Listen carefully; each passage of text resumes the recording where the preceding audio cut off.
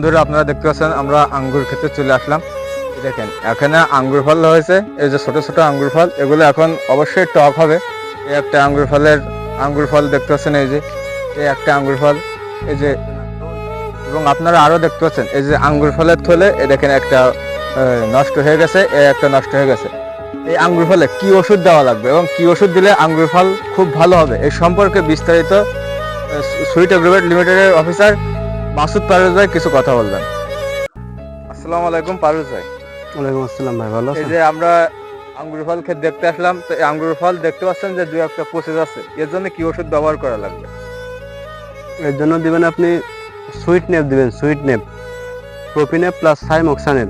এতে আপনার আঙুর ফলগুলো মোটা হবে, কালার হবে, সঙ্গে পচাটাও বন্ধ হয়ে যাবে। আঙুর ফলে বেশি আপনার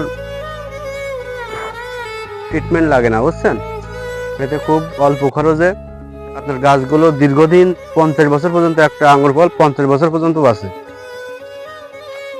ইনার মাত্র 2 বছর বয়সে ফল চলে আসছে।